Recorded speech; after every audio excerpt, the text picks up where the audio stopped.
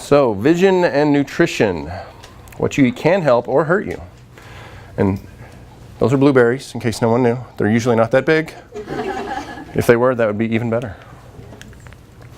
So a quick review, these are the muscles of the eye, and with the exercises last time, which was a couple weeks ago, we actually talked about how to work on the strengthening of the muscles, but you also have to learn how to relax them so they can change the shape of the eyeball itself to help make sure that the focal point is actually where it needs to be. So if you're farsighted or nearsighted, it'll kind of adjust appropriately.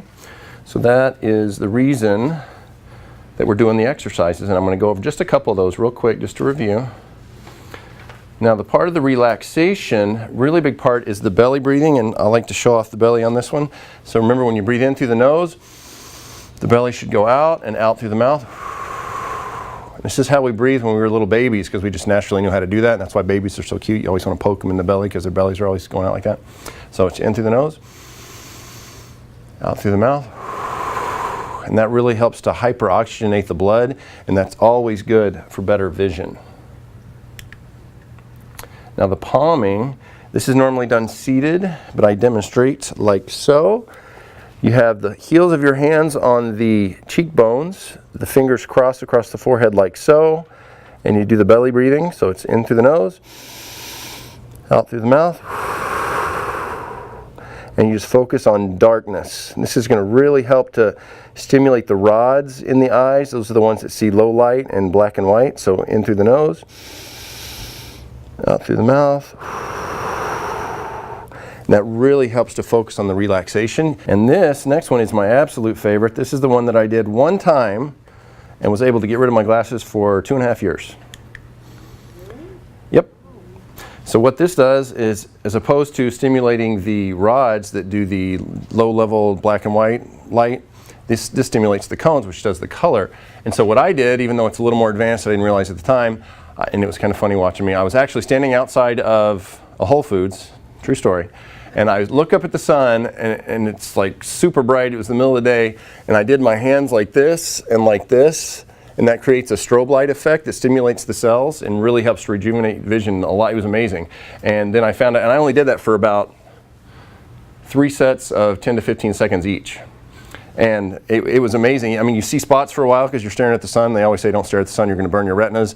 And Dr. Bates, that actually originally came up with this method, he and his students got taken to court saying they were going to burn people's retinas and things like that. And he had all kinds of clients, celebrity clients back in the 1900s that said, I'm fine, I don't have any burned retinas. And they did the studies and all the retinas were fine. So all those got dismissed. So a lot of times the people that are blazing a path through the frontier of new opportunities, new chances for a new way of thinking, they get criticized at first, and chiropractic was the same way.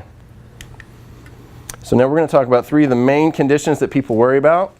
Glaucoma, that's an increase in the pressure of the eyeball itself, and when you have increased pressure in the eyeball, it actually starts to put pressure on that optic nerve, and this is going to cause permanent loss of vision, which is really bad, but we actually have foods that will help to relieve that pressure in the eyeball. So if you have any kind of glaucoma or know anyone with glaucoma, really important that you pay attention to that. And I'm also going to give you a downloadable list of all the foods, so it's going to show you what goes with what. So just in case you were wondering. And this is another big one, age-related macular degeneration. Now, of course, they don't really know what causes this. It's the macula in the back of the eyeball, in the retina, that starts to deteriorate, and you can't focus, and you start to get blurry vision, especially if you're over age 60. I'm not looking at you, Gary, but it's one of those things that I'm looking over there. I'm not looking at you. Because you're sitting in front of me. Yeah, exactly. But it's one of those things where it's kind of like with arthritis. People just say, oh, well, that's part of old age. Well, no, that's not how it has to be. As patients here know, that if you do the proper nutrition, have the proper hydration, get the proper motion in those particular joints, and especially nutrition with the eyeballs, because there's not a joint involved technically, then you're actually going to heal that tissue, and it's going to constantly regenerate. And as you know, your blood is recycled every 120 days, so you have brand new blood cells in there. So in the skeleton, it's 12 to 18 months, you get a brand new skeleton. So if you make sure your bones are aligned properly, then you're not going to have as much arthritis, and eventually the body starts to resorb that. I always thought that was kind of neat. And this is also called ARMD. We're going to abbreviate it later, so So that's a mouthful, age-related macular degeneration. Now cataracts. Now this is the most common thing over the age 40. It's another one that they're not exactly sure what causes it. It's in the lens of the eye itself. Now you've got proteins in there, and sometimes it starts off in a really small area and then it can grow, and that's when you see people, it's kind of has a cloudy look in their eye, and that's a really big cause of blindness, which is really, really bad, obviously. But it's another issue of if you have the proper nutrition, proper hydration, and the muscles of the eye aren't causing a lot of strain on the lens, it's going to help to reduce that. And if you already have cataracts, there's some other foods in here that will help to reduce that and help to clear up that lens, which is hard to believe, I know, but true. Working with the body, that's the secret. Now everybody thinks carrots. Carrots are always great. So I always thought rabbits must be able to see really well because they eat carrots all day long. But what it is, it's the beta carotene in those carrots that, and there's a poster back there that you can actually see when you cut a carrot, a cross section, you can look at it and it looks almost like an eyeball. And what it is the beta carotene helps act as an antioxidant and actually helps with night vision as well as maintaining the health of the retina itself. So carrots, very good. Eggs. Yep. If you're juicing, that's fine. You don't have to eat it. Like, I mean, anytime you get the contents of the carrot into your system, that's good. Juicing, it'll be even more concentrated, so it's good. But it actually is a problem if you eat too many carrots. I've seen this in one case. If you eat carrots all day long, your skin starts to get an orangish tint. So cut back if you start to turn orange. The eggs are really great. They contain lutein, zeaxanthin, zinc, and vitamin D. And that helps to fight off the cataracts and the age-related macular degeneration. So right there, eggs is good. And they always talk about, especially in California, oh, you need to have egg whites, don't eat the yolk because of the cholesterol and all that. So it's not true. The cholesterol, that's where all the good nutrients are. And that's where all these great ingredients and these great vitamins and minerals are, is in the egg yolk itself. Does it matter if it's cooked or raw? No, doesn't matter. Okay. I was like, who said that? I did. Oh. I mean, if you fry it, it's going to reduce the nutrients a little bit, but you don't want to eat it raw because sometimes they're not the healthiest. And you don't want to do a Rocky where you're chugging down a dozen raw eggs because it can be a little rough. And juice them. Oh yeah, you can put some in there. Yeah. Now the next one, this is the powerhouse. This is why it was the poster child for the nutrition for vision. Blueberries. Very high antioxidants and vitamin C. Now this is what you can do if you have pressure in the eyeball itself. Eat blueberries every day. Now and people always ask, well, how many blueberries? Do I have to eat like a bushel basket of blueberries? Like, no, you don't eat that many blueberries. The important thing with this is you can eat consistently blueberries every single day, even if it's just a handful every day. So throw that in your juice, throw it in your little smoothie in the morning. It's amazing. I mean, this is just, blueberries are delicious too. I do this every morning in my smoothie. Next one's good too. Fatty fish. This helps to prevent dry eye. And it has the omega-3 fatty, do you have dry eye? See, more fatty fish. They have fatty fish in Canada? Yeah, but you gotta wash the fish though. Well, I know. Well, you don't want to get you definitely don't want farm-raised fish at all. It has to be wild if it's salmon. You can also do mackerel, anchovies. The smaller fish are really, really high in the DHA, which is really, really good. Yep. And that is going to be amazing. That also helps with brain function as well. The next one's really interesting too. It's another one for cataracts. Legumes, so lentils and things like that. It is amazing, and this is a really neat stat that I found, is that countries that have high diets in lentils significantly lower rates of cataracts. So in India they eat a lot of lentils and a really significantly lower rate of cataracts. So make sure you eat more lentils. Got that, Alex? Okay, just check. You look confused. And this is the godsend of everybody here in the office. We always talk about coconuts, coconut milk, coconut water. The caprylic acid and the medium chain triglycerides, they act as a second source of energy for the brain. So you don't have to have the glucose all the time. You can actually use this. And it has been amazing results with Parkinson's patients and Alzheimer's patients that aren't quite processing the way they should.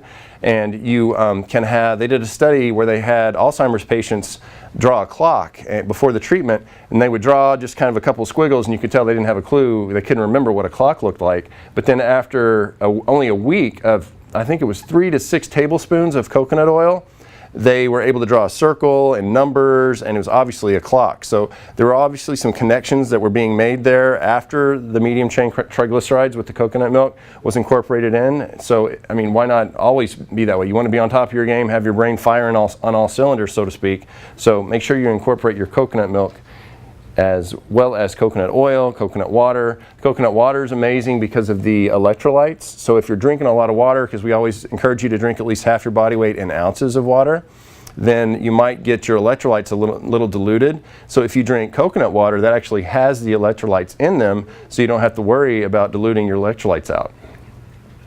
But this is raw coconut, right? Not the stuff, you know, they have the coconut. You just get a young Thai coconut, crack it open. We have a great video on the YouTube channel how to open up a coconut. Yeah, you can't get that? I bet you could get it shipped. By the time it gets there, it's not good. The internet's amazing. I bet you could get it, even in Winnipeg. Yeah. Tomatoes. We always know tomatoes are really good because of the lycopene. Any bright colored vegetables and fruits are always good for you, and because the bright color is always a healthy nutrient of some sort. It reduces the light damage of the retina. So especially here in Southern California, if you've been out in the sun a lot, you're getting your vitamin D, which is really good. It's been so hot lately that you might have a little retina damage just from being in the sun, because even if you have your eyes closed, that those ultraviolet rays are going to get through into the retina. So make sure you're eating your tomatoes, and it's also good for prostate health, lycopene is. So that's why you always find that in all the men's health formulas over in Centrum and all those different places. This next one's kind of neat too. Yes, ma'am.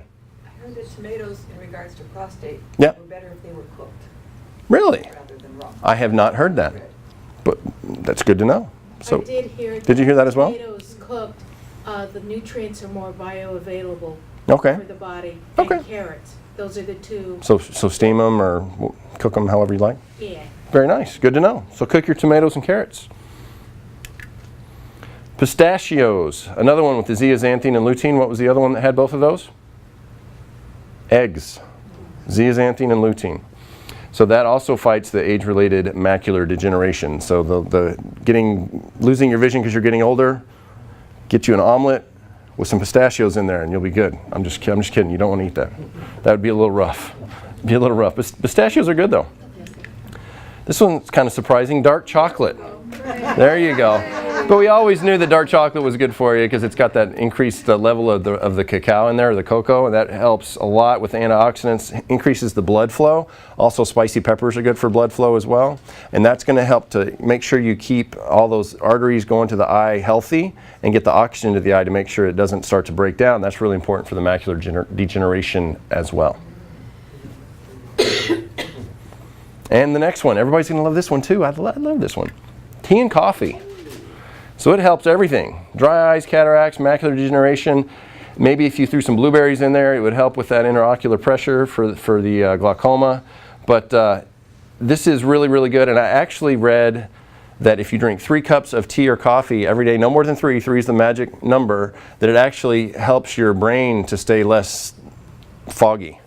So it's going to help your vision, and it's also going to help your brain to function better. It's the caffeine. Yeah, the caffeine increases the circulation. So, and once I'm done with these, I actually have a neat little, if you were here last time, we're going to break out the string and practice the focusing. I'm going to tape it up to the wall over here, but that's going to be in just a minute. So these are the 10 foods that we've covered so far. Carrots, eggs. Carrots, don't forget, cook the carrots. Thank you very much. Blueberries, the superfood. Am I in the way? Fatty fish, but not the farm-raised salmon. You don't want farm salmon wild always. Legumes helps a lot with the cataracts, so lentils, things like that. Coconut is the miracle nut, even though it's not a nut. Tomatoes, cook those as well for the lycopene and sun damage. Pistachios, excellent. Just don't put them in the eggs. That's got the zeaxanthin and the lutein. The dark chocolate, which is delicious and filled with antioxidants, it's going to help with the circulation to the eyeball itself. And tea and coffee. So now this is going to go over each individual benefit. Carrots, retina health, and night vision. You can't technically see in the pitch dark, but it helps with night vision so you don't get that aura around lights and things like that. Eggs fights cataracts and macular degeneration. Armed. Blueberries help decrease the eye pressure, so that is good to help glaucoma. So if you do have increased eye pressure, I know somebody was here last week or last time that had increased intraocular pressure. I don't know if they're here today though. It wasn't you, was it? No. Yep. Blueberries. So if he's watching, blueberries. Fatty fish are good for dry eyes. The legumes are good for the cataracts and the macular degeneration as well. Coconut's good for brain function and just overall circulation and brain fog, and that's all going to help with vision as well. The tomatoes for the light damage of the retina. Pistachios for armed, fight the armed. Dark chocolate, that helps with low light vision, it helps increase circulation as I talked about before. And tea and coffee, that fights cataracts, armed, and dry eyes. Now this was only 10 of the foods. We can actually, if you want to download this list plus a few other foods, you can.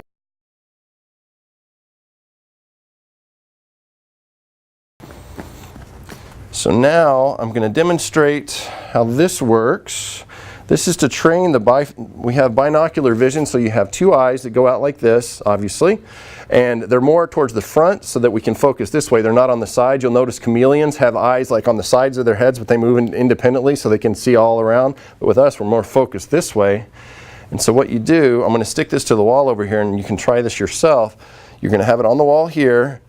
You put it right on the end of your nose, and it looks kind of funny, but you focus on the front bead, and that makes it look like there's a V going out, and then you focus on the second bead, and that makes it look like an X. I know this looks really silly right now, but when you do it, you're going to notice it's really kind of neat. And then you focus and you work your way down from each bead, kind of going back and forth, and that's going to show you where you can have some insufficiencies in your vision and some of the muscles you need to focus on strengthening or relaxing to help with that. So I'm going to stick this up here right now, and don't forget, if you want to download your list, it's right there. Also,